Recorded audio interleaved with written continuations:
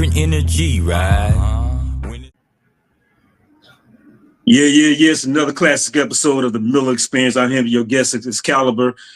I've got two special guests today, guys. Before I introduce my guests, I want to thank you guys for liking and subscribing to the channel. We're currently at 1,104 subscribers. So keep smashing that subscribe button, keep smashing that share button, keep smashing that like button. And y'all know with the comments, man, it's all love here, man.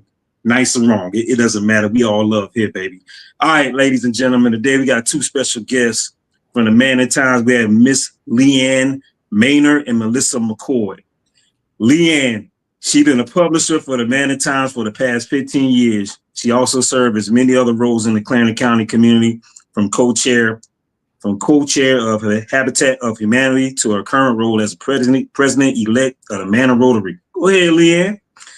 She's originally from Greeleyville and moved to Manning in her early 20s. She's a mother with two beautiful daughters. Miss Melissa McCoy. She's managing editor at the Manning Times. She's also the upcoming sergeant in arms for the Maynard Rotary. Go ahead, Melissa.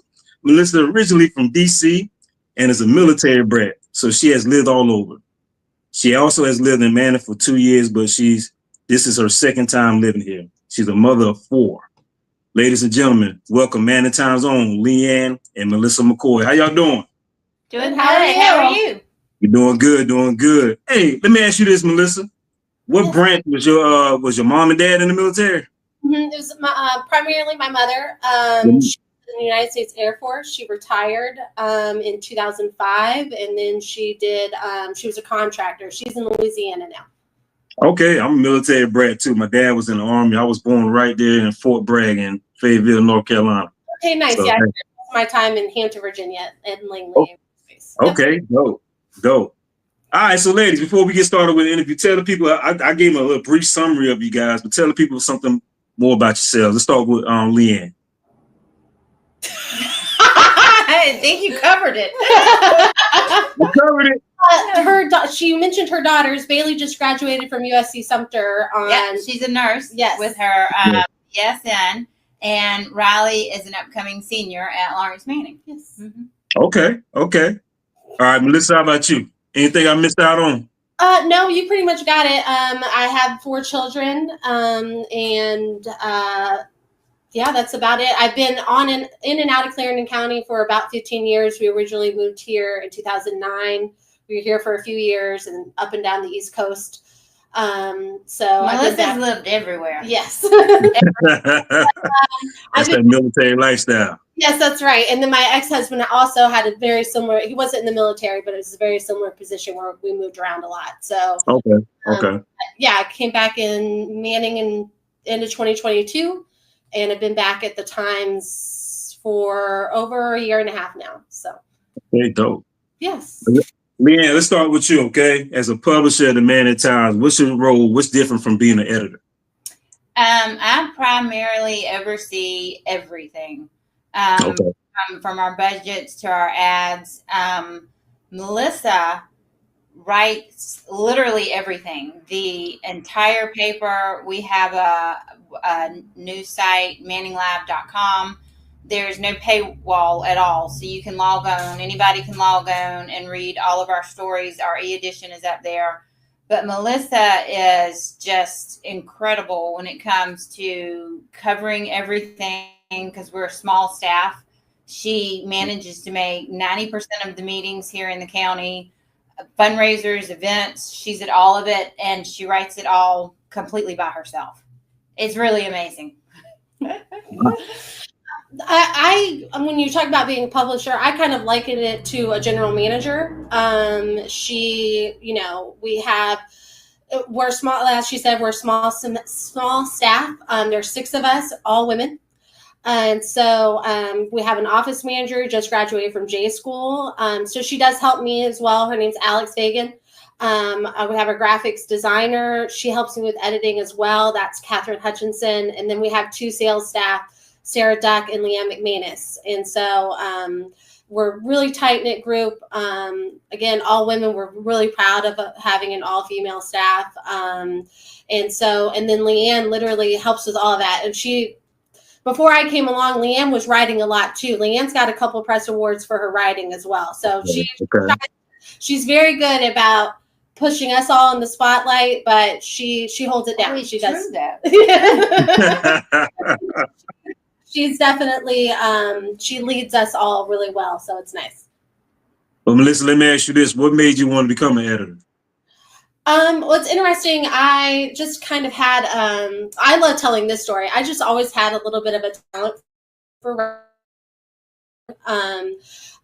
when I came to Manning, I was a stay-at-home mom, and I befriended Leanne because we both were in the same running group, and we started training for a half marathon together. Wow. And we became friends on Facebook, and I always kind of shared my family's anecdotes on Facebook. I was my two oldest at the time, and I would just tell stories, really kind of humorous, parenting, just kind of putting a humorous, I used to joke about being the world's okayest mom because I was always late to things. I was, but it was just kind of normalizing being a mother without being a perfect mom. She enjoyed those stories. So she asked me to start a column, and then I started working part-time in the office and things like that.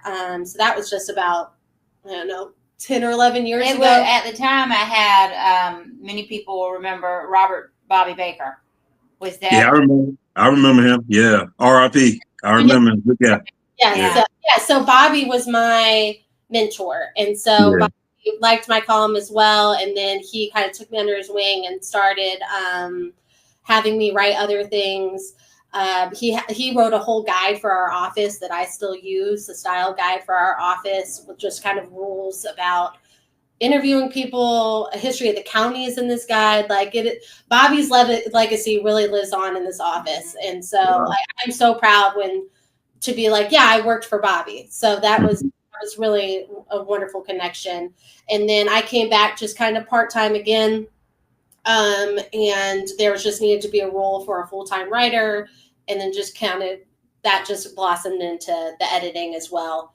But I think that was always your goal. Even when you were here the first time, you wanted, you have a love of writing. I do. I always wanted to be a full-time writer. I didn't think that I would be editing it. We used to work around with the previous editors that I strung for, that I was not the person for that job, that I was not organized for it. We're obviously a very deadline-driven organization, and that's not my biggest forte is a deadline. That's where I come in. Yeah, and Leanne's like, the paper. That's where Leanne come in, right? That's where she come in, right? Oh yeah, that's right. But yeah. So it wasn't ever a goal, but I love it. I'm so happy that I've been able to, that Leanne and everybody kind of took me in, and we're all self-taught. Leanne didn't grow up in the newspaper industry. I didn't, you know what I mean? So it's to do as well as we have done with literally just watching other people, having Bobby, having things like that. I'm very proud of our team. So yes, I am too. That was going to be my next question for you. You guys are always passionate about journalism, but sound like you guys just pretty much fell into it and just fell in love with it. Yes, absolutely. And we love, the whole staff, just everyone here loves what they do. Yeah. Yeah, it's really so walk us through it, right? Walk us through it from a perspective of a publisher and editor. Tell us a typical day at the Manning Times. Just chaos. It's funny. It can. I can just do yesterday. Yesterday ended up being a really busy day, and I didn't think it would be. And then also because, Monday is paper day, deadline day. So Monday is normally the same. All of us are here early. The sales girls get their sheets, who they're going to see, for the ads and stuff. But Alex, our office manager, Catherine, graphics, Melissa, and I are always in here all day Monday. Just last minute stories, whatever. If anything happened over the weekend, Melissa's in here writing about it so that we can put the paper together and get it out. So Mondays are normally just the same. Yeah. But yeah, I would say Mondays are pretty standard day. You can just find me in this room with my headphones on, begging nobody to bother me because I'm just just put a sign on the door. Please do not speak to Melissa until Tuesday. Because I will just stop what I'm doing and chat with you. So so I put my headphones on. That's pretty much it. That's how a typical Monday goes. Each week is different. There's 1 week a month that I call the meeting week. Like that's next week where county council meets on Monday night, and then Tuesday night, Turbyville, Manning, and Somerton, they all have their town meetings. And so that paper is always just jam-packed of town news, what the town government news, things like that. But because we're weekly and because we're small, we cover everything. And so like this week, the cover is the prayer breakfast. But then the other thing is Rebecca Battle Bryant got appointed to some things. Bird Fest was last weekend. Yes, Cody Simpson got appointed to something. So it's always such a variety of news that we're covering. So yeah, yesterday I was at Early Childhood Center with their garden. I was at the law enforcement luncheon. Were you there? Yeah, were you at the law enforcement luncheon at F.E. DeBose yesterday? I was going to go, but I had a flat tire, so I was at Irvin's getting new tire put on. I was it was at 12:30 yesterday, right? Yes. At 12:15, I was at Irvin's getting new tire put on my patrol car. I got a flat tire on 95. Oh man, yeah. It's so funny you mentioned Irvin because then at the end of the day, I was with Irvin at they had a public hearing for the city of Manning because they're replacing all the clay pipes, 107-year-old clay pipes, and that's going to be a strong project that they're doing. I'm writing about that next week. Wow. That's going to be my next question for you, Melissa. As an editor, how do you decide what story makes the front of the page? That's a good question. What's funny about that is one of Leanne's favorite sayings. It sounds crude, but it is something that's industry wide. If it bleeds, it leads. So basically, police and crime is going to be our number one thing. I posted a story yesterday about a woman who led the police on a 4-county chase. It was just road rage, basically. But that kind of thing, especially when people aren't injured and it gets kind of silly, like that lady, it's kind of nuts. I like putting those kind of stories up because one, they're going to, two, everybody can kind of look at it and be like, dang, like this is bananas. It's a story that there's no, it's not high stakes where it's like somebody in the county got hurt or a police officer got hurt. So that kind of police and crime story where it gets a little silly, that's our crime blotter. Sometimes we have that in our paper as well, and they can be a little bit sillier crime stories. But yeah, it really depends each week on what the event is. Most things, again, because we are weekly, they get in the paper. Like I'm always telling people, please email me, tell me when you have an event, tell me, if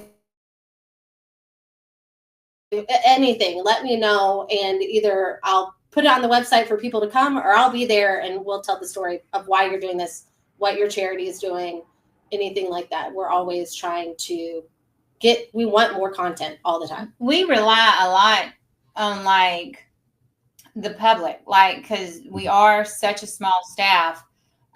We ask the coaches of the schools, send us the sports staff, because obviously we can't be at every game for every school. I think we have like 5 high schools in Clarendon County. So we do rely on people. Let us know what's going on. Help us. Let us tell your story. Just email, call us. Just let us know. Yeah, so absolutely. And those are my favorite stories to write. I mean, last year we ended up writing a lot of political stories. We got an honorable mention for our political coverage from the Press Association. But I was excited when the election season was over. Like you get burnt out on that kind of thing. And I'm ready to just talk about bake sales and festivals and the good stories. So the good. Yeah. Y'all both know in this industry, even in the podcast, man, it's 3 things that sells, right? Crime, sex, and scandal. That's right. That's right. Yeah. Yeah. It's a little mentally draining on us. So Yeah. Yes, please tell me about the farmers market. That was good stuff. Yeah. So, well, let me ask you this, Leanne, as the publisher, in this digital age that we're in, how are you able to generate revenue for your newspaper due to the fact that everybody's on their internet, on social media, getting these? We're going to get into fake news later on, but it's fake news. This is normally my response when people ask me, isn't the newspaper dying? Aren't they dying? Mm-hmm. They're actually not. Small town newspapers are doing very well. At the end of the day, mom, dad, grandma, grandpa are going to want to see that baby's name in the local hometown newspaper with, for the honor roll or for hitting the home run out at J.C. Britton Park. So, but again, we have a wonderful, wonderful website because of Catherine and Melissa and Alex, Manning Lab. And I do feel very strongly, I'm very much against paywalls on websites. I think everyone should, if she has to post, there's a tornado on Main Street, seek shelter. Everyone deserves to know that information, not just people who pay $9.99 a month to go to Manning Lab. Yeah. So we do have a large digital presence. Yeah. And also it's unique for Clarendon County as well as we do have our website and our Facebook numbers are growing every day. We're so proud of the work that we put into the website. We're constantly updating it. We're constantly putting any news that we can on it. But even our physical paper, because it's a retirement community. I mean, Clarendon County has an aging population, and that's to our advantage because I'm 40, but I still love a physical newspaper. And I feel like anybody above that age bracket, like everybody likes getting that newspaper in their hands. And as a reader, I like a physical paper. I'm glad you mentioned that. Melissa and I are actually the oldest on staff. We have a very young staff. The rest of the girls in their 20s. Babies working in paper, but that's their passion in their 20s, which is very interesting. Yeah. That's awesome. And they're all too. Our graphic designer, she's from New Zion. Alex is Lake City. Like, they've all grown up in this area as well. And so that means a lot to us also because I believe that when she talks about local news, it's we live here. We want to cover these things because we love Clarendon County. We love Manning so much. These are our friends and neighbors that we want to put in the newspaper so everybody can see it, and then they can share it on their Facebook, and they can come in. Like, we love it. One of my favorite things in the world is when somebody comes in and gets extra copies because they were in the paper that week. And just like, yeah, here, take all my papers.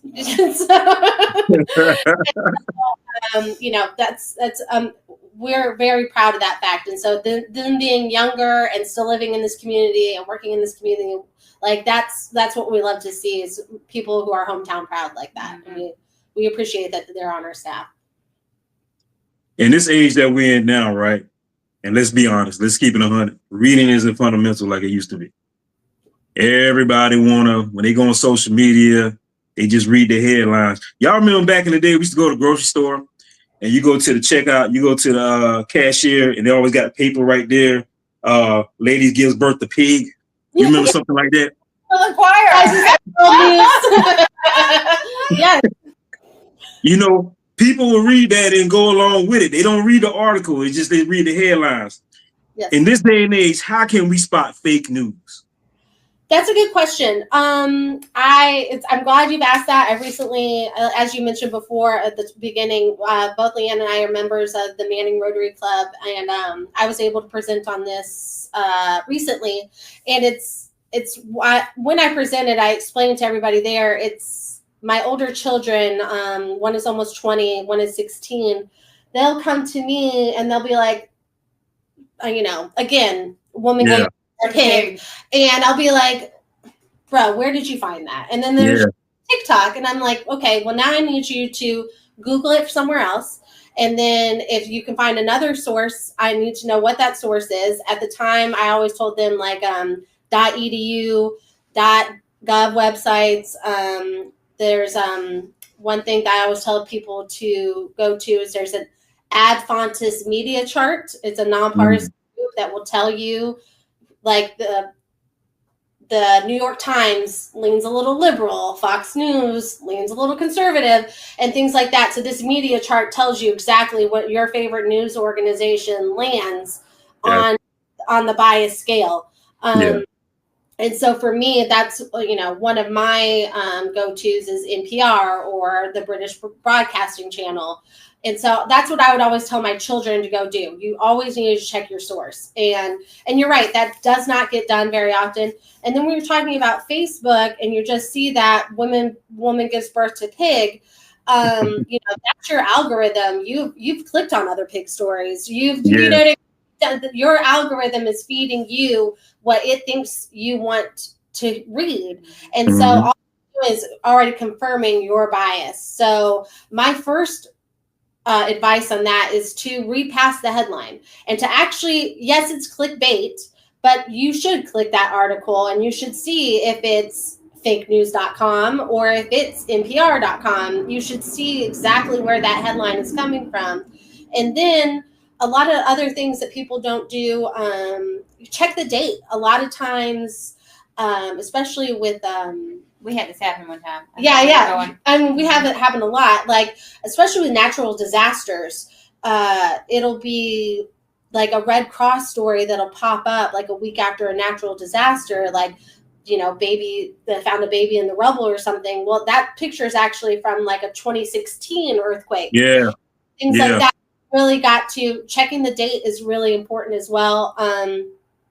Emotional language, if the headline's in all capitals, if the headline's like, you wouldn't believe, well, you probably won't believe it because that is misleading. And then just kind of, again, verifying the videos, verifying the images, making sure, that you're really just digging it just a touch deeper, really just going past that headline. Just really just verifying where you got, we all have our favorite news sources. Like I said, I try to get mine in the middle, but if you are conservative, if you are liberal, you want news that's geared towards you. And I understand that. But if you're going to use that news to create a convincing argument later in your personal life, in your business life, then you might want to double check the other side of it. And that's all I would encourage people to do, is really gather all your information and check your sources. So that's pretty much how we, as a consumer, that's how we can pretty much navigate through the news of misinformation. Yes. And then I think a lot of times people don't really understand the difference between misinformation and disinformation. Disinformation, again, it's just me. One of the stories, Christine Harvin, she just retired from the voter registration office. Thank you. I would have said board, but it's not the board. Voter registration, she was the director. Well, at the beginning of, around this time last year, at the beginning of the election cycle, I ran a story, but I had used an old transcript. I had used like an old video. It wasn't the most current meeting that they had. And so she just gently called me and she was like, yeah, I don't know where you got any of the information that is in this article, but all of it is wrong. And so it was, And so she just, and then because she has the voter registration, they had very clear directions, like misinformation. They really wanted to make sure that any information that went out about voting was clear and concise. And then I had written something probably about a meeting that had happened at least 6 months prior. And so this is why you check dates. and so that in itself, so that's misinformation because it's not intentional. I'm not trying to purposely feed you information that's going to be hurtful to somebody else, that's going to, change your mind about something. I mean, that's misinformation. Disinformation is more like spycraft or like a fascist government controlling the media and telling you just the one side of something. That is where they're purposely trying to control the narrative.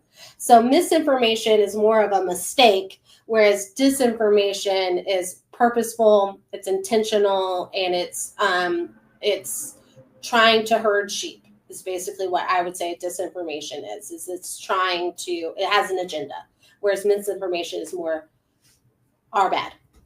Gotcha. This question for both of you guys. What do you guys wish that, the people would know more about your field? That we are human. Sometimes we make mistakes. Mm-hmm. We do make them. We own them. We apologize, but we are human just like everyone else. Mm-hmm. It is tough reporting where you live. Mm-hmm. Because if we have to do a story on John Doe and, he gets into trouble or he does something bad and we have to report it, and then we have to see him at Piggly Wiggly or IGA or his mother sits next to us at church, or that gets very difficult, Yeah, I think that's probably the hardest part of my job is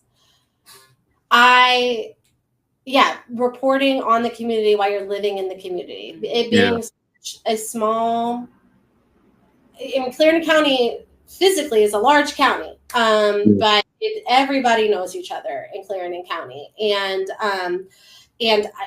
I am very thankful that I have been able to move here and been welcomed with open arms. My ex-husband, when we moved here, he was actually the store manager at Walmart. I have a huge Walmart family still. Like the Walmart associates have always been so lovely and everything. So it's really wonderful. Clarendon County has really accepted me, and we've really made a lot of connections, a lot of like sources and things of that information. Like, I feel like I've made enough connections where people respect me enough to know that I'm just trying to do a job, and I don't have an agenda. I just want you, if people are coming to us wondering, about a Somerton water bill, about this piece of legislation, all I want to do is be that middleman and go to the mayor, go to the representative and just say, hey, these are the questions. And then just take those questions back to the public. I'm really not trying to spin anything. Again, I am human, and I will have my own biases, but I try really, really hard to just give people the facts, to really just try to lay it out and let them make up their own mind. Right. Mm-hmm. So yes, make up their own mind. That's what I'm trying to do. I'm not trying to drive the conversation. And I think with me being in law enforcement, I kind of relate that with you guys, man. People don't realize that at the end of the day, we just doing our jobs. Yes, absolutely.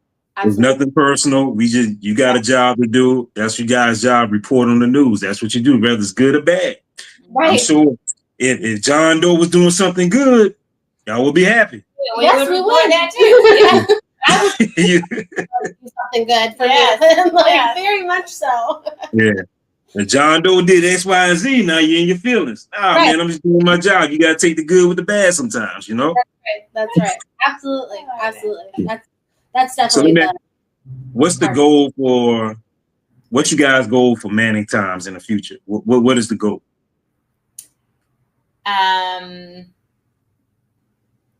My goal is just to continue to be fair and honest when we report the news. Mm-hmm. I do love the feel-good stories, though, the features.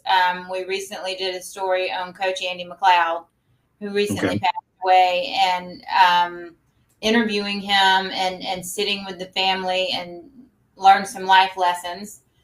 So we get to meet people that if we were not in this line of work, we wouldn't necessarily have gotten to meet. And so, made wonderful memories.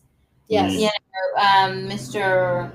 He was 100 years old. What was his name? Willie White. Willie White. We love Mr. Willie White. Okay. 100 not too long ago. Yeah. And so Melissa and I went and hung out with him, and that was so fun. Yeah. Wow, that's a blessing. I know he had some stories. He did. He's a World War II vet. He's lived in Clarendon his whole life. He owned Mercury Cleaners down on. He worked till he was like in his 90s. Yeah. I feel like he's probably still. Oh, wow. He's a great guy. Those kind of stories, like that's why I come to work. Is just that and hang out with me. Yes. The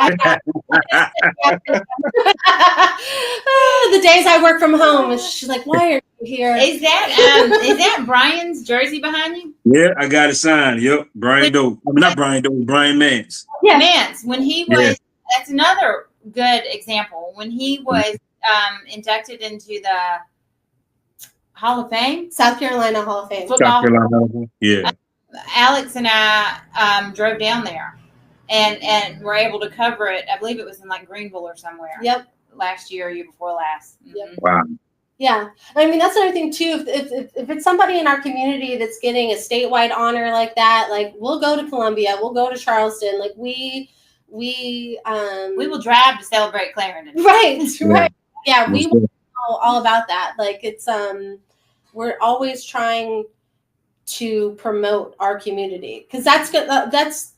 That's why we do it. It's Manning Times. It's not, the state newspaper. It's and also we are strictly local news. We will occasionally throw in a state story if it's relevant to the county. I don't think I've ever covered national news except for the election. And even that was just Trump won while I'm talking about all the other local elections. So we never do national news. When you're picking up the Manning Times, this is truly your neighbors you're reading about. It's not, it's not,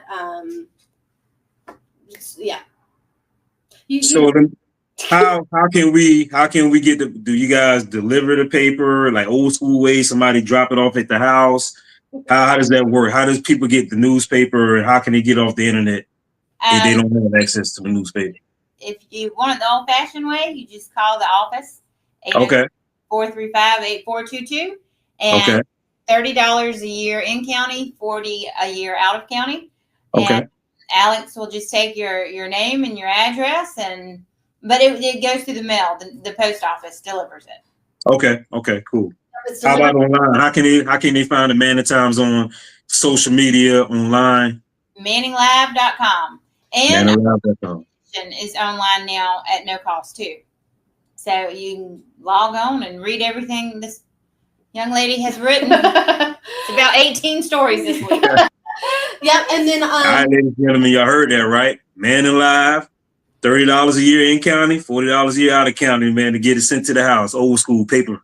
That's right. That's right. And then our Facebook is just the Manning Times, and so updated several times a day. Yeah. And then we share we will share on the Facebook page, like if the bookmobile is in Turbyville, if there's a meeting, the Clarendon County Administration does their agendas, things like that. We will always share that kind of information so the public is more aware of what's also happening. So the Facebook page, if other people are on social media, that's a great place to start. And then you can just click about and it'll take you to ManningLive.com. Okay, cool. Yeah. Well, Melissa and Leanne, I appreciate you guys coming on the show.